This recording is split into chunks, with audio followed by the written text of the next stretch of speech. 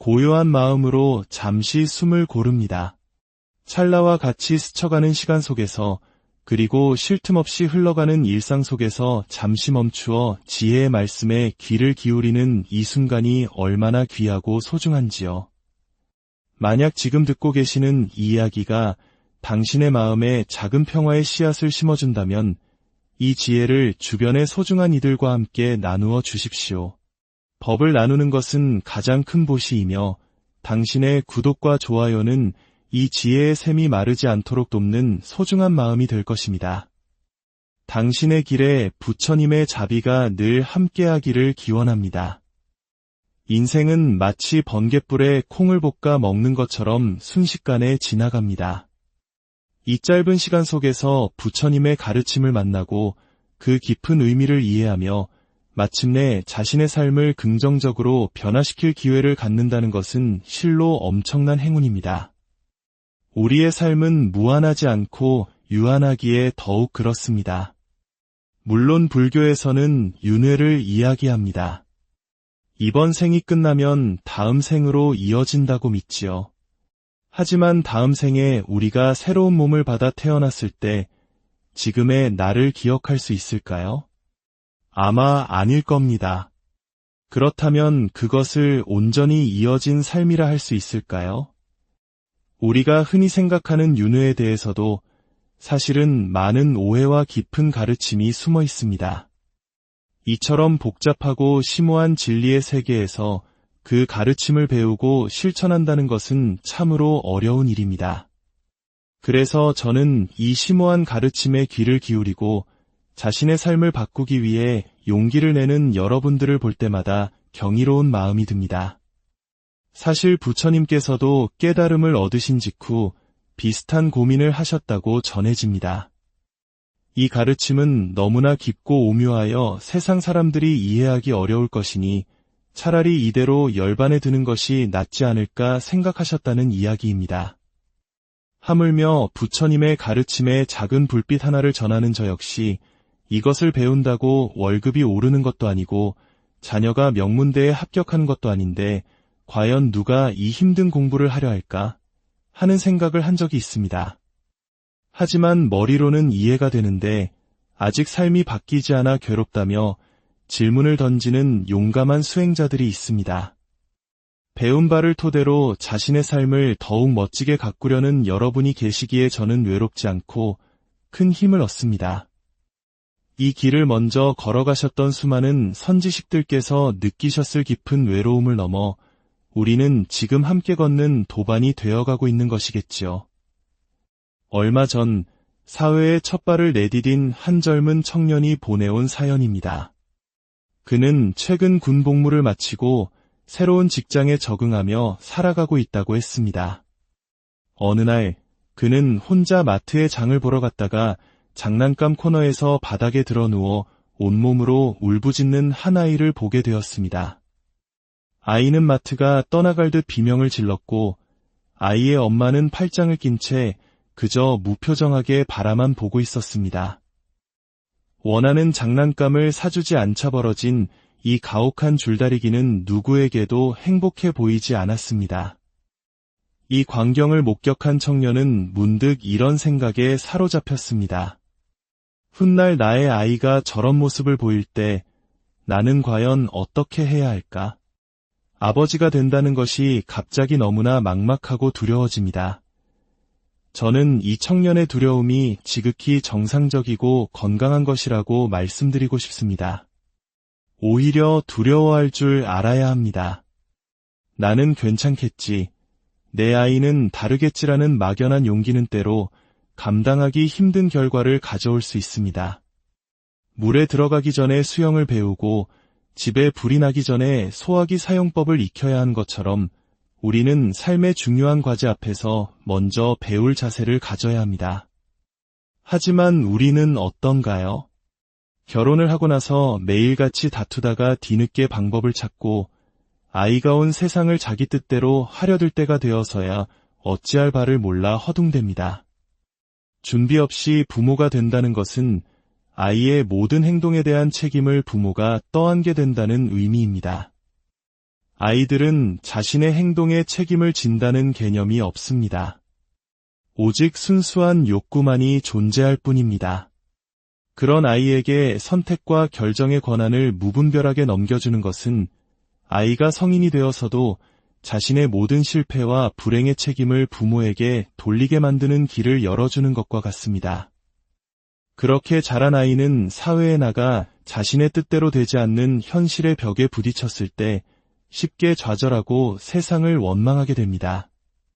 20살 남짓한 나이에 내 인생은 실패했다고 단정짓는 청년들의 모습은 바로 이러한 과정의 슬픈 결과물일지도 모릅니다.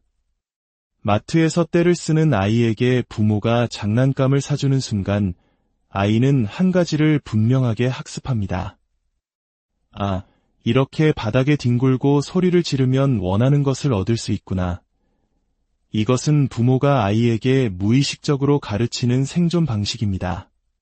부모는 시끄러운 상황을 모면하기 위해 장난감을 사주지만 그 행위는 아이에게 다음에도 더 크게, 더 격렬하게 떼를 쓰렴이라고 가르치는 것과 같습니다. 그렇다면 어떻게 해야 할까요? 2600년 전 부처님의 가르침 속에도 이와 비슷한 상황에 대한 지혜로운 비유가 담겨 있습니다. 아주 먼 옛날 세상에서 가장 귀한 딸을 둔 한 왕이 있었습니다. 왕은 공주를 너무나 사랑한 나머지 그녀가 원하는 것은 무엇이든 들어주며 애지중지 키웠습니다. 교육과 사랑은 다릅니다. 진정한 교육은 상대방의 행복을 위한 것이지만 때로 우리의 사랑은 나의 만족과 행복을 위한 것일 때가 많습니다. 왕의 사랑은 바로 후자에 가까웠습니다.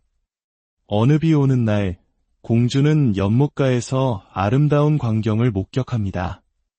빗방울이 수면에 떨어질 때마다 영롱한 물거품이 생겨나고 그 작은 거품의 표면에는 주변에 온 세상이 신비롭게 비치고 있었습니다. 빙글빙글 돌며 시시각각 변하는 그 모습에 마음을 빼앗긴 공주는 왕에게 달려가 떼를 쓰기 시작했습니다. 아바마마, 저 물거품들을 엮어 세상에서 가장 아름다운 왕관을 만들어주세요. 그러고는 바닥에 주저앉아 울기 시작했습니다. 잠시 후면 사라질 물거품으로 왕관을 만들어달라는 황당한 요구 앞에 왕은 난감했지만 공주의 고집을 꺾을 수는 없었습니다. 그때 한 지혜로운 신하가 왕에게 묘안을 내놓았습니다.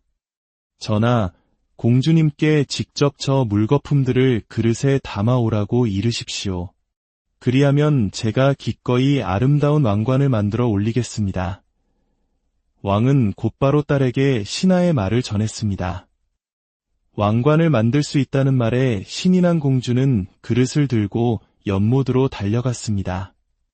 하지만 손으로 물거품을 건져 올리려는 순간 톡하는 소리와 함께 물거품은 흔적도 없이 사라져 버렸습니다.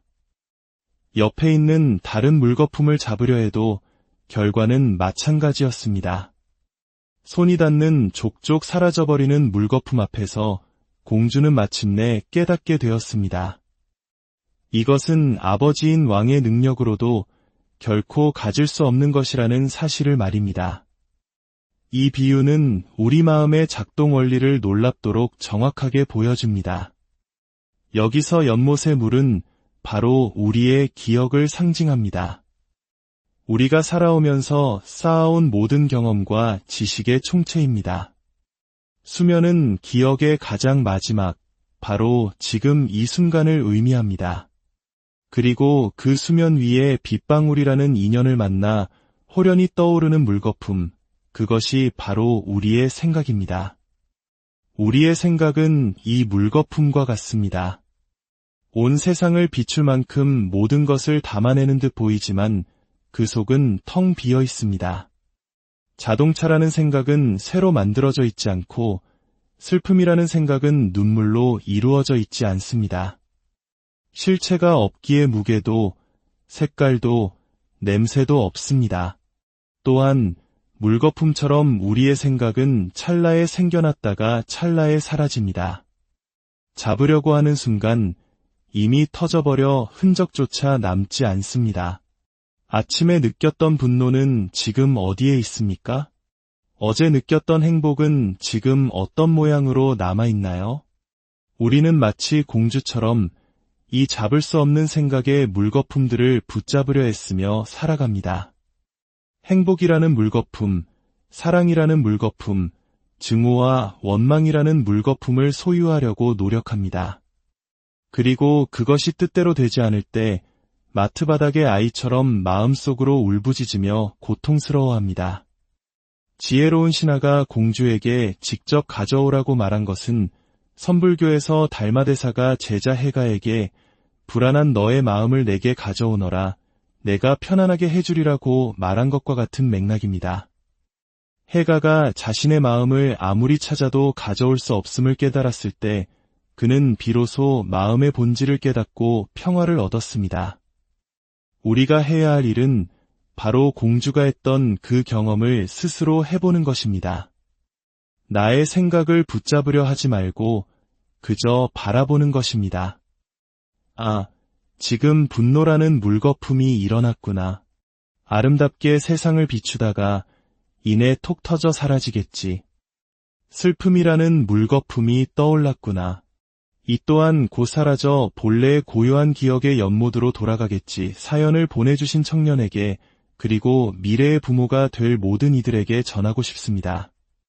아이를 키우기 위한 가장 위대한 준비는 육아 기술을 배우는 것이 아니라 먼저 내 마음의 본질을 이해하는 것입니다.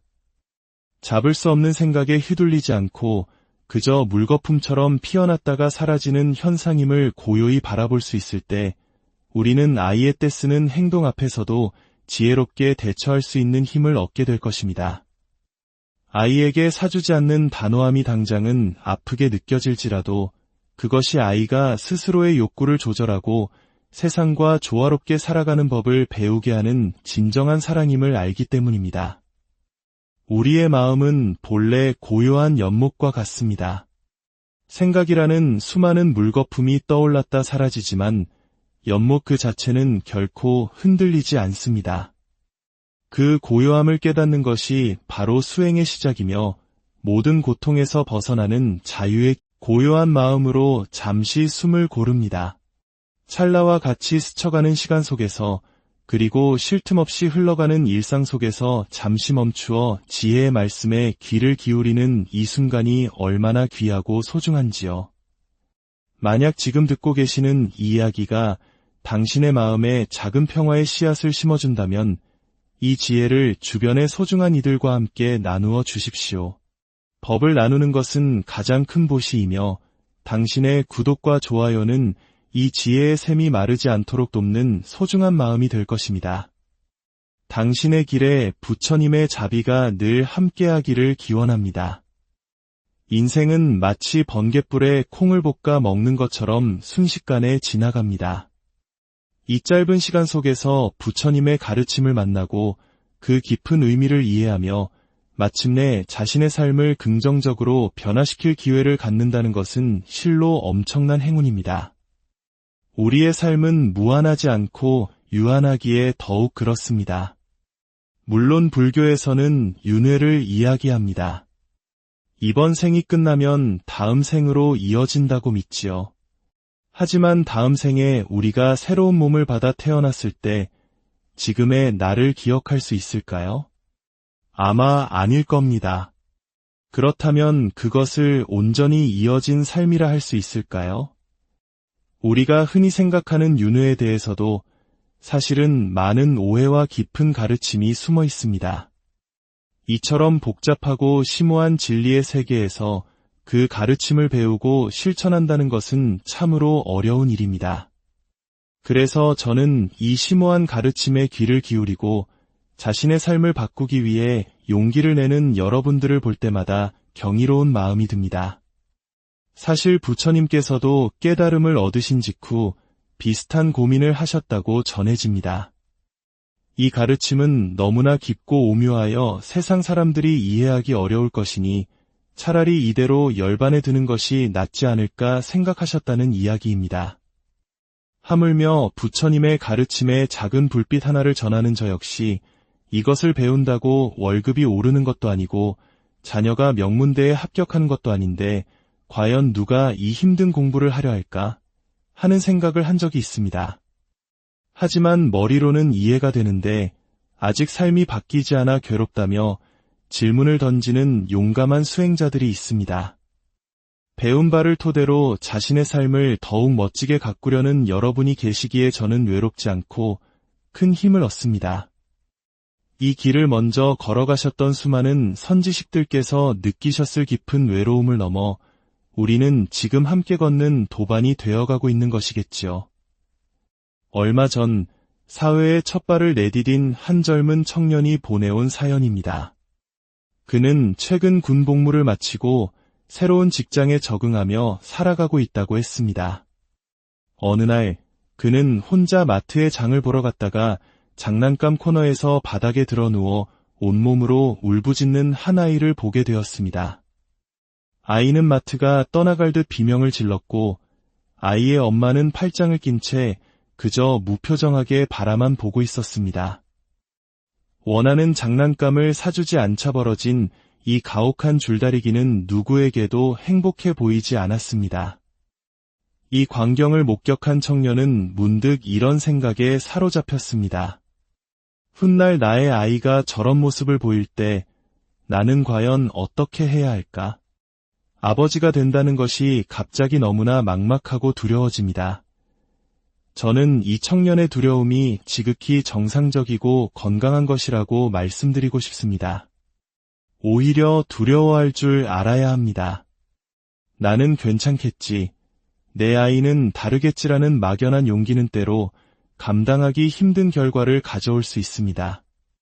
물에 들어가기 전에 수영을 배우고 집에 불이 나기 전에 소화기 사용법을 익혀야 하는 것처럼 우리는 삶의 중요한 과제 앞에서 먼저 배울 자세를 가져야 합니다. 하지만 우리는 어떤가요? 결혼을 하고 나서 매일같이 다투다가 뒤늦게 방법을 찾고 아이가 온 세상을 자기 뜻대로 하려들 때가 되어서야 어찌할 바를 몰라 허둥댑니다. 준비 없이 부모가 된다는 것은 아이의 모든 행동에 대한 책임을 부모가 떠안게 된다는 의미입니다. 아이들은 자신의 행동에 책임을 진다는 개념이 없습니다. 오직 순수한 욕구만이 존재할 뿐입니다. 그런 아이에게 선택과 결정의 권한을 무분별하게 넘겨주는 것은 아이가 성인이 되어서도 자신의 모든 실패와 불행의 책임을 부모에게 돌리게 만드는 길을 열어주는 것과 같습니다. 그렇게 자란 아이는 사회에 나가 자신의 뜻대로 되지 않는 현실의 벽에 부딪혔을 때 쉽게 좌절하고 세상을 원망하게 됩니다. 20살 남짓한 나이에 내 인생은 실패했다고 단정짓는 청년들의 모습은 바로 이러한 과정의 슬픈 결과물일지도 모릅니다. 마트에서 떼를 쓰는 아이에게 부모가 장난감을 사주는 순간 아이는 한 가지를 분명하게 학습합니다.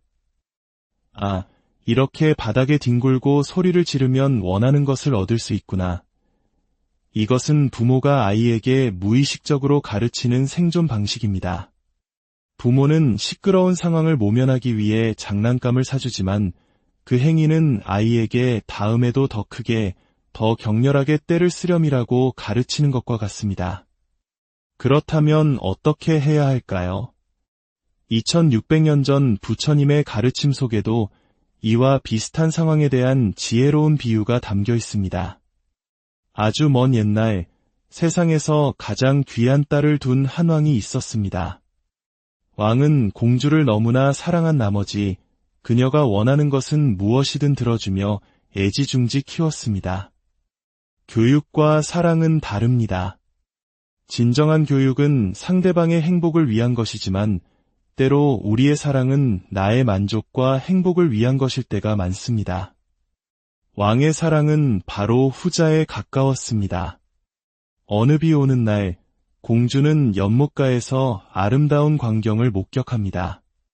빗방울이 수면에 떨어질 때마다 영롱한 물거품이 생겨나고 그 작은 거품의 표면에는 주변에 온 세상이 신비롭게 비치고 있었습니다. 빙글빙글 돌며 시시각각 변하는 그 모습에 마음을 빼앗긴 공주는 왕에게 달려가 떼를 쓰기 시작했습니다. 아바마마, 저 물거품들을 엮어 세상에서 가장 아름다운 왕관을 만들어주세요. 그러고는 바닥에 주저앉아 울기 시작했습니다. 잠시 후면 사라질 물거품으로 왕관을 만들어달라는 황당한 요구 앞에 왕은 난감했지만 공주의 고집을 꺾을 수는 없었습니다. 그때 한 지혜로운 신하가 왕에게 묘안을 내놓았습니다. 전하, 공주님께 직접 저 물거품들을 그릇에 담아오라고 이르십시오. 그리하면 제가 기꺼이 아름다운 왕관을 만들어 올리겠습니다. 왕은 곧바로 딸에게 신하의 말을 전했습니다. 왕관을 만들 수 있다는 말에 신이 난 공주는 그릇을 들고 연못으로 달려갔습니다.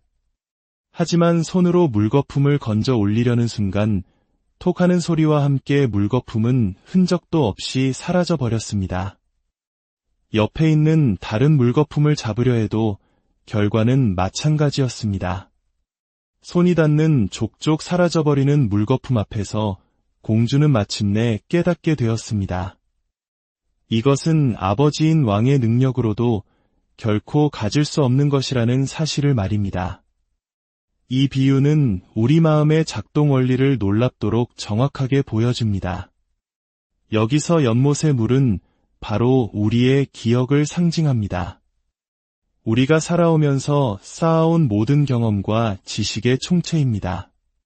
수면은 기억의 가장 마지막, 바로 지금 이 순간을 의미합니다. 그리고 그 수면 위에 빗방울이라는 인연을 만나 호련히 떠오르는 물거품, 그것이 바로 우리의 생각입니다. 우리의 생각은 이 물거품과 같습니다. 온 세상을 비출 만큼 모든 것을 담아내는 듯 보이지만 그 속은 텅 비어 있습니다. 자동차라는 생각은 새로 만들어져 있지 않고 슬픔이라는 생각은 눈물로 이루어져 있지 않습니다. 실체가 없기에 무게도, 색깔도, 냄새도 없습니다. 또한 물거품처럼 우리의 생각은 찰나에 생겨났다가 찰나에 사라집니다. 잡으려고 하는 순간 이미 터져버려 흔적조차 남지 않습니다. 아침에 느꼈던 분노는 지금 어디에 있습니까? 어제 느꼈던 행복은 지금 어떤 모양으로 남아있나요? 우리는 마치 공주처럼 이 잡을 수 없는 생각의 물거품들을 붙잡으려 했으며 살아갑니다. 행복이라는 물거품, 사랑이라는 물거품, 증오와 원망이라는 물거품을 소유하려고 노력합니다. 그리고 그것이 뜻대로 되지 않을 때 마트 바닥의 아이처럼 마음속으로 울부짖으며 고통스러워합니다. 지혜로운 신하가 공주에게 직접 가져오라고 말한 것은 선불교에서 달마대사가 제자 해가에게 불안한 너의 마음을 내게 가져오너라, 내가 편안하게 해주리라고 말한 것과 같은 맥락입니다. 해가가 자신의 마음을 아무리 찾아도 가져올 수 없음을 깨달았을 때 그는 비로소 마음의 본질을 깨닫고 평화를 얻었습니다. 우리가 해야 할 일은 바로 공주가 했던 그 경험을 스스로 해보는 것입니다. 나의 생각을 붙잡으려 하지 말고 그저 바라보는 것입니다. 아, 지금 분노라는 물거품이 일어났구나. 아름답게 세상을 비추다가 이내 톡 터져 사라지겠지. 슬픔이라는 물거품이 떠올랐구나. 이 또한 곧 사라져 본래의 고요한 기억의 연못으로 돌아가겠지. 사연을 보내주신 청년에게 그리고 미래의 부모가 될 모든 이들에게 전하고 싶습니다. 아이를 키우기 위한 가장 위대한 준비는 육아 기술을 배우는 것이 아니라 먼저 내 마음의 본질을 이해하는 것입니다. 잡을 수 없는 생각에 휘둘리지 않고 그저 물거품처럼 피어났다가 사라지는 현상임을 고요히 바라볼 수 있을 때 우리는 아이의 떼쓰는 행동 앞에서도 지혜롭게 대처할 수 있는 힘을 얻게 될 것입니다. 아이에게 사주지 않는 단호함이 당장은 아프게 느껴질지라도 그것이 아이가 스스로의 욕구를 조절하고 세상과 조화롭게 살아가는 법을 배우게 하는 진정한 사랑임을 알기 때문입니다. 우리의 마음은 본래 고요한 연못과 같습니다. 생각이라는 수많은 물거품이 떠올랐다 사라지지만 연못 그 자체는 결코 흔들리지 않습니다. 그 고요함을 깨닫는 것이 바로 수행의 시작이며 모든 고통에서 벗어나는 자유의 고요한 마음으로 잠시 숨을 고릅니다.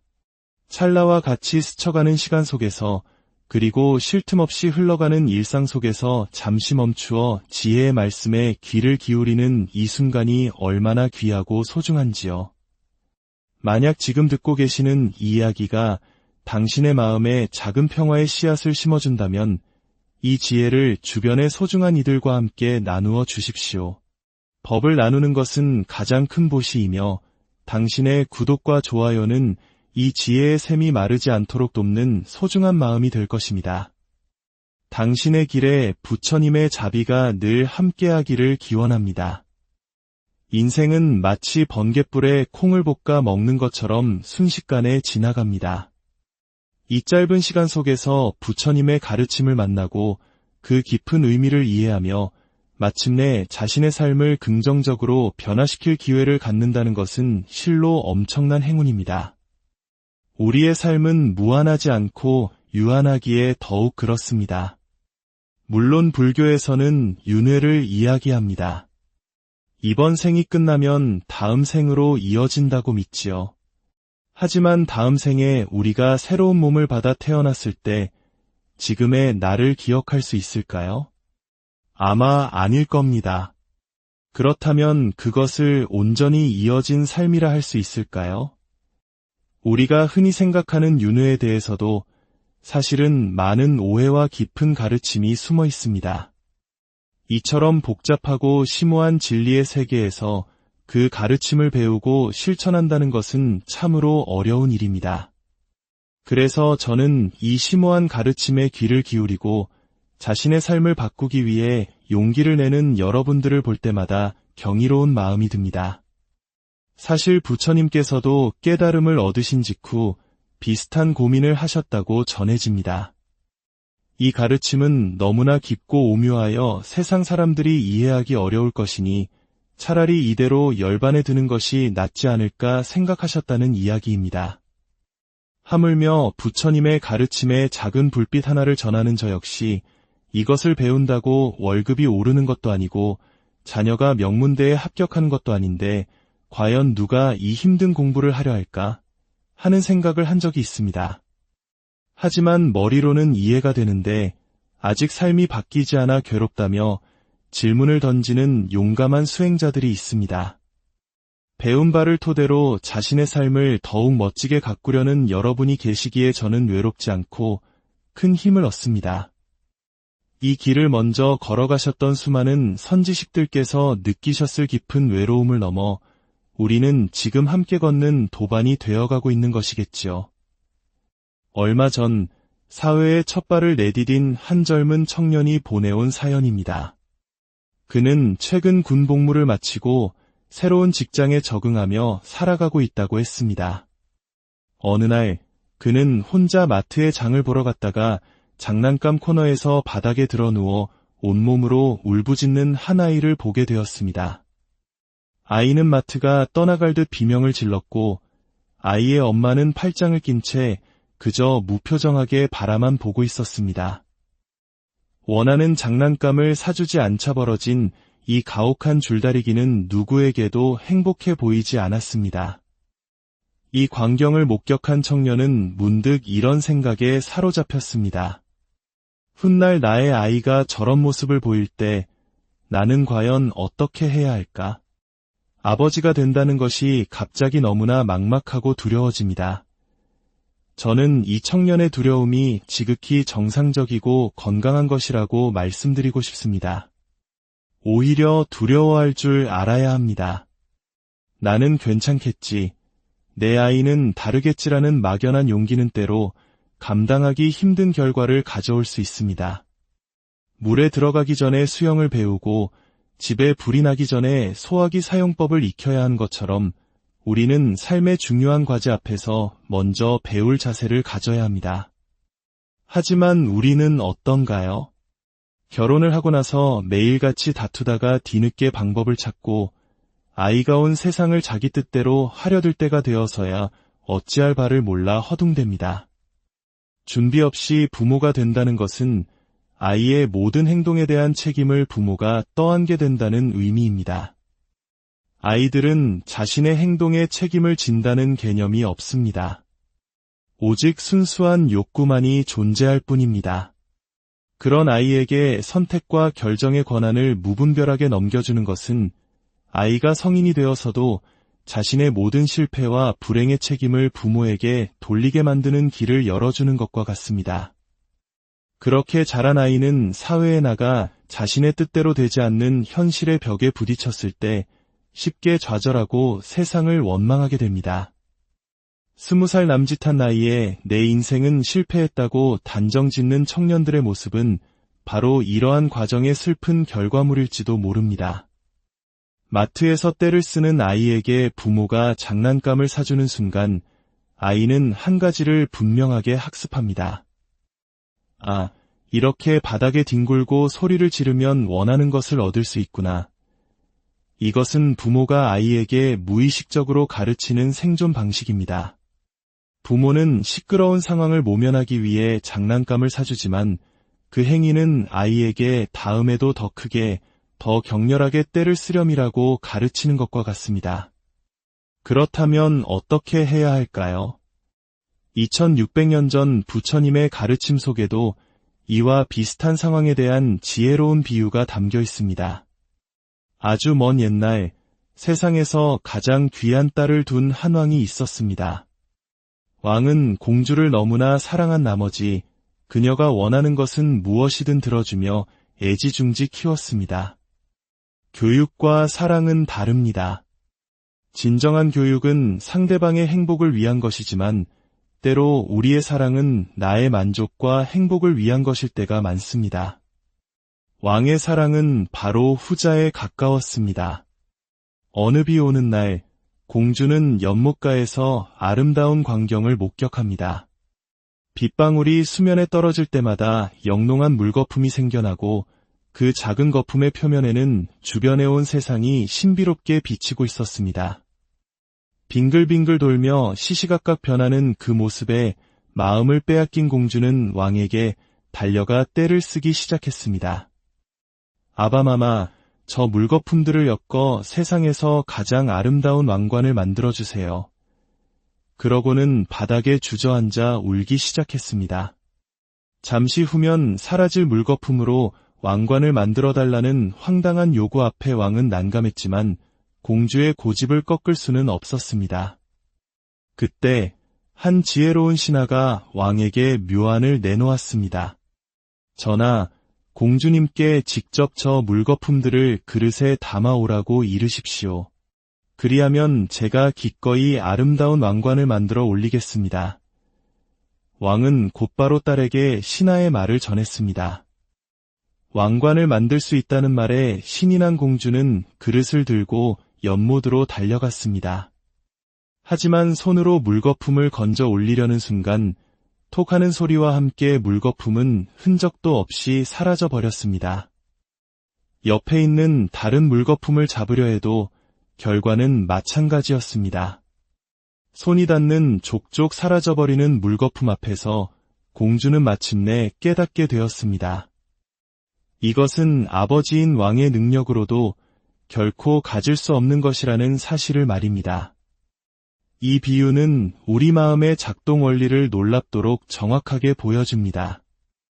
여기서 연못의 물은 바로 우리의 기억을 상징합니다. 우리가 살아오면서 쌓아온 모든 경험과 지식의 총체입니다. 수면은 기억의 가장 마지막, 바로 지금 이 순간을 의미합니다. 그리고 그 수면 위에 빗방울이라는 인연을 만나 호련히 떠오르는 물거품, 그것이 바로 우리의 생각입니다. 우리의 생각은 이 물거품과 같습니다.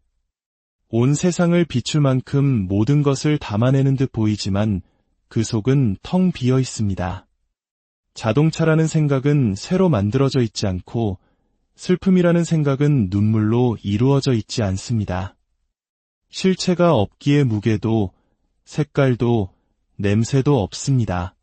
또한 물거품처럼 우리의 생각은 찰나에 생겨났다가 찰나에 사라집니다. 잡으려고 하는 순간 이미 터져버려 흔적조차 남지 않습니다. 아침에 느꼈던 분노는 지금 어디에 있습니까? 어제 느꼈던 행복은 지금 어떤 모양으로 남아있나요? 우리는 마치 공주처럼 이 잡을 수 없는 생각의 물거품들을 붙잡으려 애쓰며 살아갑니다. 행복이라는 물거품, 사랑이라는 물거품, 증오와 원망이라는 물거품을 소유하려고 노력합니다. 그리고 그것이 뜻대로 되지 않을 때 마트 바닥의 아이처럼 마음속으로 울부짖으며 고통스러워합니다. 지혜로운 신하가 공주에게 직접 가져오라고 말한 것은 선불교에서 달마대사가 제자 해가에게 불안한 너의 마음을 내게 가져오너라, 내가 편안하게 해주리라고 말한 것과 같은 맥락입니다.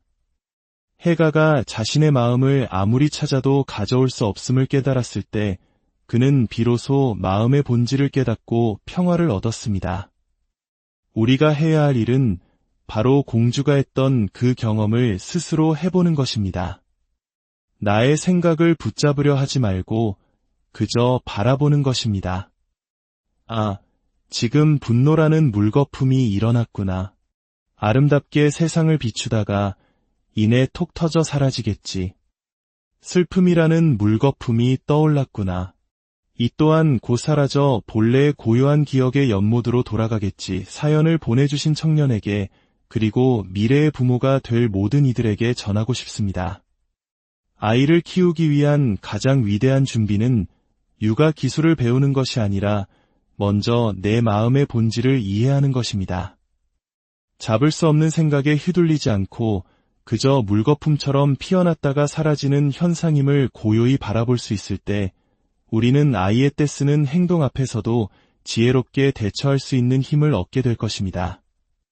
아이에게 사주지 않는 단호함이 당장은 아프게 느껴질지라도 그것이 아이가 스스로의 욕구를 조절하고 세상과 조화롭게 살아가는 법을 배우게 하는 진정한 사랑임을 알기 때문입니다. 우리의 마음은 본래 고요한 연못과 같습니다.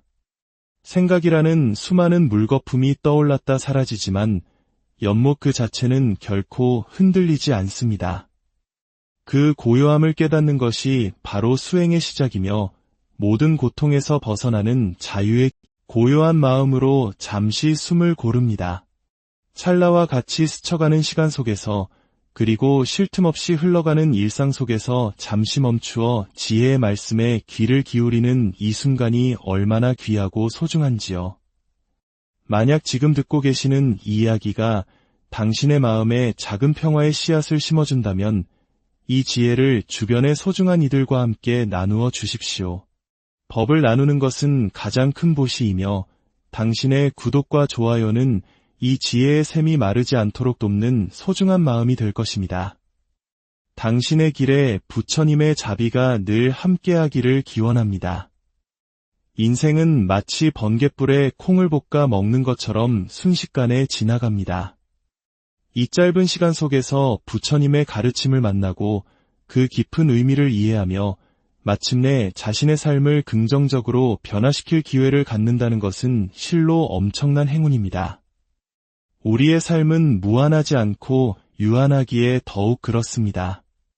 물론 불교에서는 윤회를 이야기합니다. 이번 생이 끝나면 다음 생으로 이어진다고 믿지요. 하지만 다음 생에 우리가 새로운 몸을 받아 태어났을 때 지금의 나를 기억할 수 있을까요? 아마 아닐 겁니다. 그렇다면 그것을 온전히 이어진 삶이라 할 수 있을까요? 우리가 흔히 생각하는 윤회에 대해서도 사실은 많은 오해와 깊은 가르침이 숨어 있습니다. 이처럼 복잡하고 심오한 진리의 세계에서 그 가르침을 배우고 실천한다는 것은 참으로 어려운 일입니다. 그래서 저는 이 심오한 가르침에 귀를 기울이고 자신의 삶을 바꾸기 위해 용기를 내는 여러분들을 볼 때마다 경이로운 마음이 듭니다. 사실 부처님께서도 깨달음을 얻으신 직후 비슷한 고민을 하셨다고 전해집니다. 이 가르침은 너무나 깊고 오묘하여 세상 사람들이 이해하기 어려울 것이니 차라리 이대로 열반에 드는 것이 낫지 않을까 생각하셨다는 이야기입니다. 하물며 부처님의 가르침에 작은 불빛 하나를 전하는 저 역시 이것을 배운다고 월급이 오르는 것도 아니고 자녀가 명문대에 합격하는 것도 아닌데 과연 누가 이 힘든 공부를 하려 할까 하는 생각을 한 적이 있습니다. 하지만 머리로는 이해가 되는데 아직 삶이 바뀌지 않아 괴롭다며 질문을 던지는 용감한 수행자들이 있습니다. 배운 바를 토대로 자신의 삶을 더욱 멋지게 가꾸려는 여러분이 계시기에 저는 외롭지 않고 큰 힘을 얻습니다. 이 길을 먼저 걸어가셨던 수많은 선지식들께서 느끼셨을 깊은 외로움을 넘어 우리는 지금 함께 걷는 도반이 되어가고 있는 것이겠지요. 얼마 전 사회에 첫 발을 내디딘 한 젊은 청년이 보내온 사연입니다. 그는 최근 군 복무를 마치고 새로운 직장에 적응하며 살아가고 있다고 했습니다. 어느 날 그는 혼자 마트에 장을 보러 갔다가 장난감 코너에서 바닥에 드러누워 온몸으로 울부짖는 한 아이를 보게 되었습니다. 아이는 마트가 떠나갈 듯 비명을 질렀고 아이의 엄마는 팔짱을 낀 채 그저 무표정하게 바라만 보고 있었습니다. 원하는 장난감을 사주지 않자 벌어진 이 가혹한 줄다리기는 누구에게도 행복해 보이지 않았습니다. 이 광경을 목격한 청년은 문득 이런 생각에 사로잡혔습니다. 훗날 나의 아이가 저런 모습을 보일 때 나는 과연 어떻게 해야 할까? 아버지가 된다는 것이 갑자기 너무나 막막하고 두려워집니다. 저는 이 청년의 두려움이 지극히 정상적이고 건강한 것이라고 말씀드리고 싶습니다. 오히려 두려워할 줄 알아야 합니다. 나는 괜찮겠지. 내 아이는 다르겠지라는 막연한 용기는 때로 감당하기 힘든 결과를 가져올 수 있습니다. 물에 들어가기 전에 수영을 배우고 집에 불이 나기 전에 소화기 사용법을 익혀야 하는 것처럼 우리는 삶의 중요한 과제 앞에서 먼저 배울 자세를 가져야 합니다. 하지만 우리는 어떤가요? 결혼을 하고 나서 매일같이 다투다가 뒤늦게 방법을 찾고 아이가 온 세상을 자기 뜻대로 하려들 때가 되어서야 어찌할 바를 몰라 허둥댑니다. 준비 없이 부모가 된다는 것은 아이의 모든 행동에 대한 책임을 부모가 떠안게 된다는 의미입니다. 아이들은 자신의 행동에 책임을 진다는 개념이 없습니다. 오직 순수한 욕구만이 존재할 뿐입니다. 그런 아이에게 선택과 결정의 권한을 무분별하게 넘겨주는 것은 아이가 성인이 되어서도 자신의 모든 실패와 불행의 책임을 부모에게 돌리게 만드는 길을 열어주는 것과 같습니다. 그렇게 자란 아이는 사회에 나가 자신의 뜻대로 되지 않는 현실의 벽에 부딪혔을 때 쉽게 좌절하고 세상을 원망하게 됩니다. 20살 남짓한 나이에 내 인생은 실패했다고 단정짓는 청년들의 모습은 바로 이러한 과정의 슬픈 결과물일지도 모릅니다. 마트에서 떼를 쓰는 아이에게 부모가 장난감을 사주는 순간 아이는 한 가지를 분명하게 학습합니다. 아, 이렇게 바닥에 뒹굴고 소리를 지르면 원하는 것을 얻을 수 있구나. 이것은 부모가 아이에게 무의식적으로 가르치는 생존 방식입니다. 부모는 시끄러운 상황을 모면하기 위해 장난감을 사주지만 그 행위는 아이에게 다음에도 더 크게, 더 격렬하게 떼를 쓰렴이라고 가르치는 것과 같습니다. 그렇다면 어떻게 해야 할까요? 2600년 전 부처님의 가르침 속에도 이와 비슷한 상황에 대한 지혜로운 비유가 담겨 있습니다.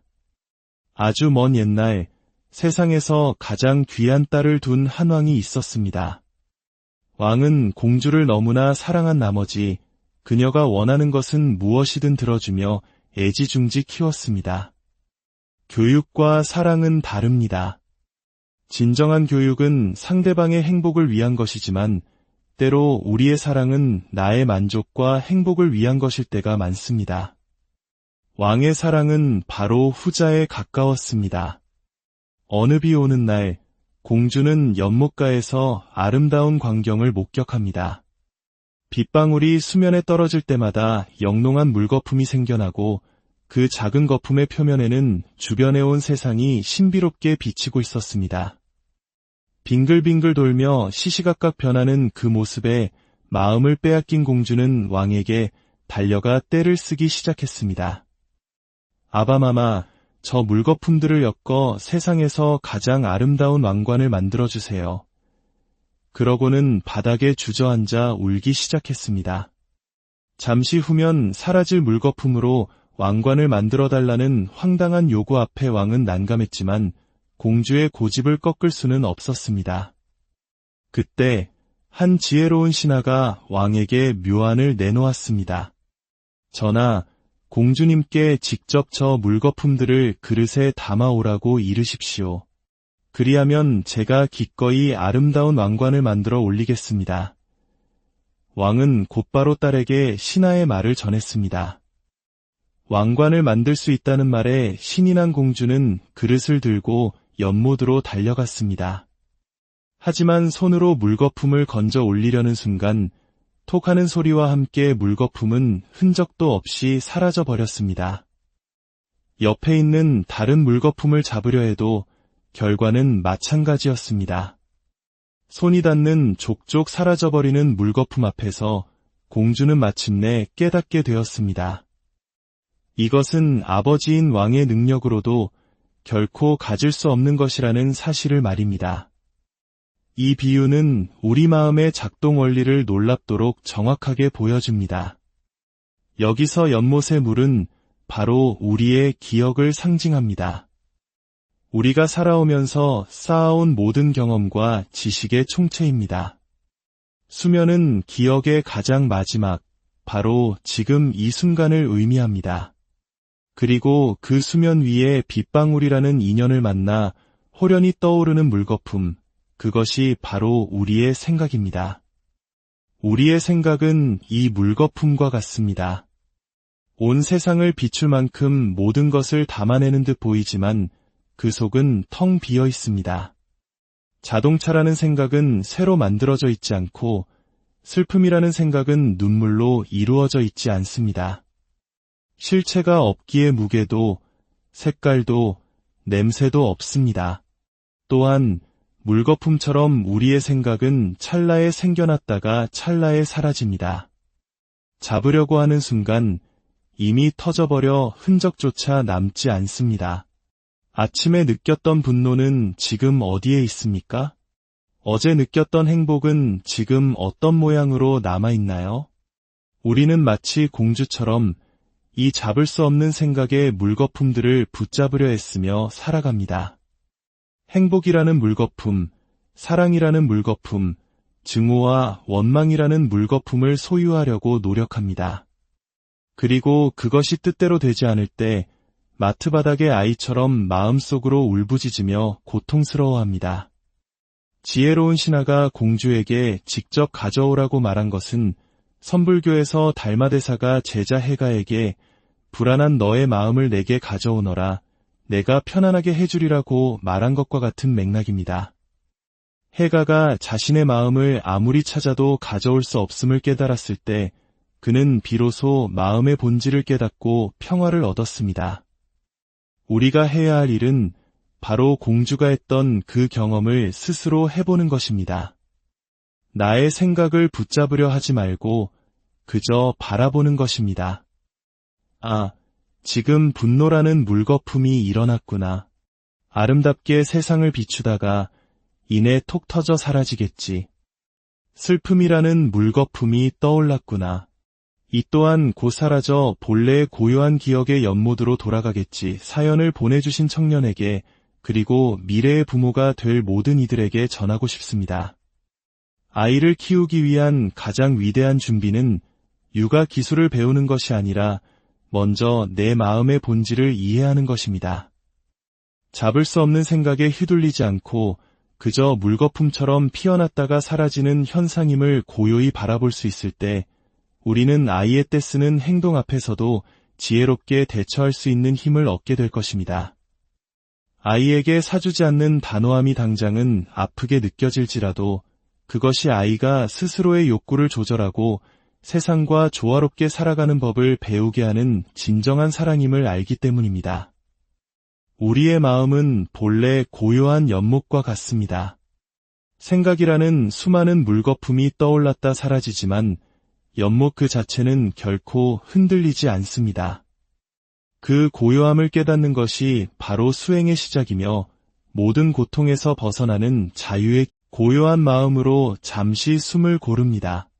찰나와 같이 스쳐가는 시간 속에서 그리고 쉴 틈 없이 흘러가는 일상 속에서 잠시 멈추어 지혜의 말씀에 귀를 기울이는 이 순간이 얼마나 귀하고 소중한지요.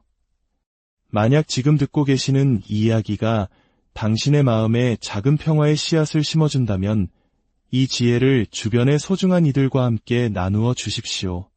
법을 나누는 것은 가장 큰 보시이며 당신의 구독과 좋아요는 이 지혜의 샘이 마르지 않도록 돕는 소중한 마음이 될 것입니다. 당신의 길에 부처님의 자비가 늘 함께하기를 기원합니다. 인생은 마치 번갯불에 콩을 볶아 먹는 것처럼 순식간에 지나갑니다.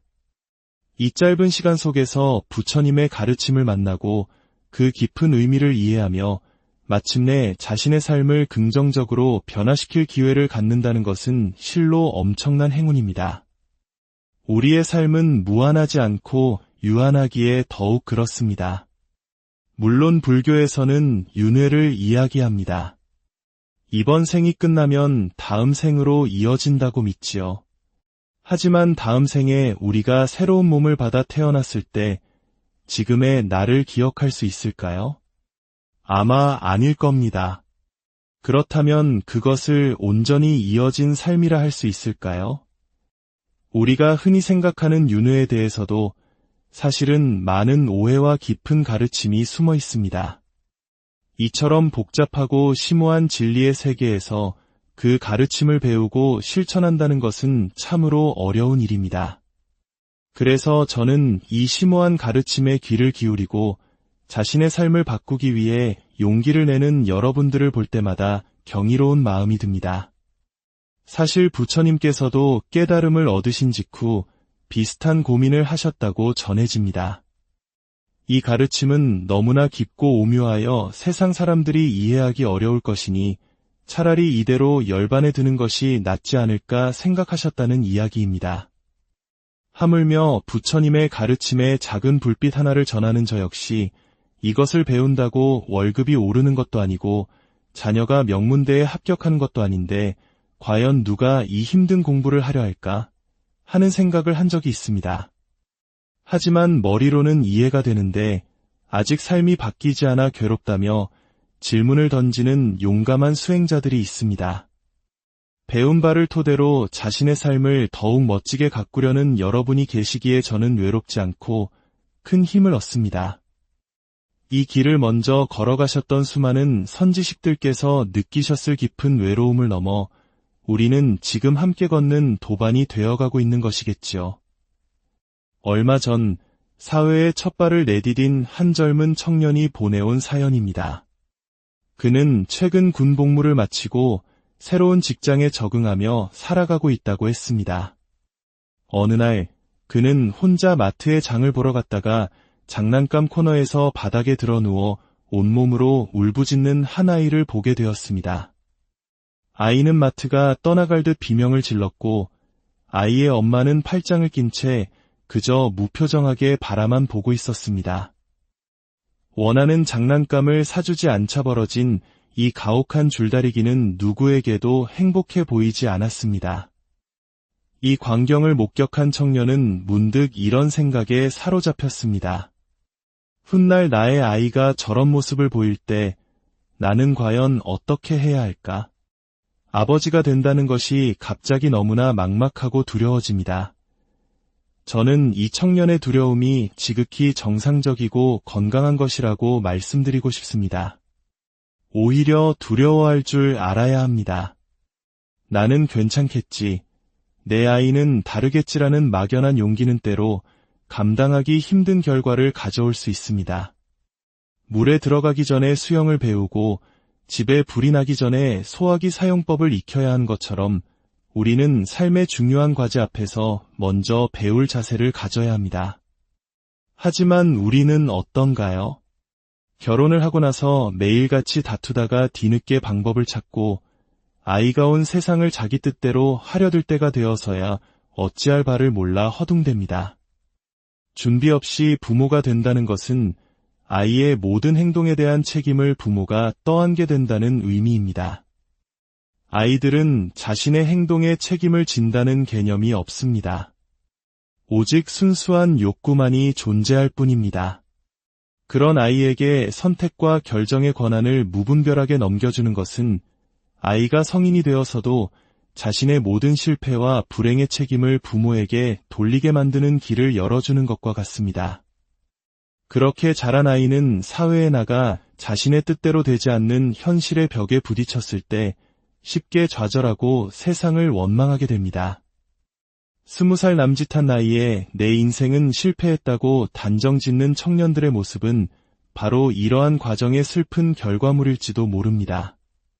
마트에서 떼를 쓰는 아이에게 부모가 장난감을 사주는 순간 아이는 한 가지를 분명하게 학습합니다.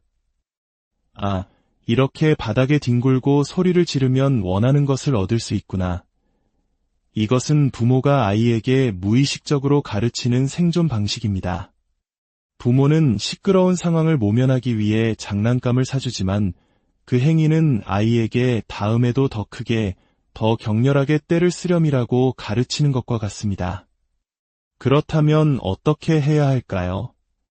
2600년 전 부처님의 가르침 속에도 이와 비슷한 상황에 대한 지혜로운 비유가 담겨 있습니다. 아주 먼 옛날 세상에서 가장 귀한 딸을 둔 한 왕이 있었습니다. 왕은 공주를 너무나 사랑한 나머지 그녀가 원하는 것은 무엇이든 들어주며 애지중지 키웠습니다. 교육과 사랑은 다릅니다. 진정한 교육은 상대방의 행복을 위한 것이지만 때로 우리의 사랑은 나의 만족과 행복을 위한 것일 때가 많습니다. 왕의 사랑은 바로 후자에 가까웠습니다. 어느 비 오는 날 공주는 연못가에서 아름다운 광경을 목격합니다. 빗방울이 수면에 떨어질 때마다 영롱한 물거품이 생겨나고 그 작은 거품의 표면에는 주변에 온 세상이 신비롭게 비치고 있었습니다. 빙글빙글 돌며 시시각각 변하는 그 모습에 마음을 빼앗긴 공주는 왕에게 달려가 떼를 쓰기 시작했습니다. 아바마마, 저 물거품들을 엮어 세상에서 가장 아름다운 왕관을 만들어주세요. 그러고는 바닥에 주저앉아 울기 시작했습니다. 잠시 후면 사라질 물거품으로 왕관을 만들어달라는 황당한 요구 앞에 왕은 난감했지만 공주의 고집을 꺾을 수는 없었습니다. 그때 한 지혜로운 신하가 왕에게 묘안을 내놓았습니다. 전하, 공주님께 직접 저 물거품들을 그릇에 담아오라고 이르십시오. 그리하면 제가 기꺼이 아름다운 왕관을 만들어 올리겠습니다. 왕은 곧바로 딸에게 신하의 말을 전했습니다. 왕관을 만들 수 있다는 말에 신이 난 공주는 그릇을 들고 연못으로 달려갔습니다. 하지만 손으로 물거품을 건져 올리려는 순간 톡 하는 소리와 함께 물거품은 흔적도 없이 사라져 버렸습니다. 옆에 있는 다른 물거품을 잡으려 해도 결과는 마찬가지였습니다. 손이 닿는 족족 사라져버리는 물거품 앞에서 공주는 마침내 깨닫게 되었습니다. 이것은 아버지인 왕의 능력으로도 결코 가질 수 없는 것이라는 사실을 말입니다. 이 비유는 우리 마음의 작동 원리를 놀랍도록 정확하게 보여줍니다. 여기서 연못의 물은 바로 우리의 기억을 상징합니다. 우리가 살아오면서 쌓아온 모든 경험과 지식의 총체입니다. 수면은 기억의 가장 마지막, 바로 지금 이 순간을 의미합니다. 그리고 그 수면 위에 빗방울이라는 인연을 만나 호련히 떠오르는 물거품, 그것이 바로 우리의 생각입니다. 우리의 생각은 이 물거품과 같습니다. 온 세상을 비출 만큼 모든 것을 담아내는 듯 보이지만 그 속은 텅 비어 있습니다. 자동차라는 생각은 새로 만들어져 있지 않고 슬픔이라는 생각은 눈물로 이루어져 있지 않습니다. 실체가 없기에 무게도, 색깔도, 냄새도 없습니다. 또한 물거품처럼 우리의 생각은 찰나에 생겨났다가 찰나에 사라집니다. 잡으려고 하는 순간 이미 터져버려 흔적조차 남지 않습니다. 아침에 느꼈던 분노는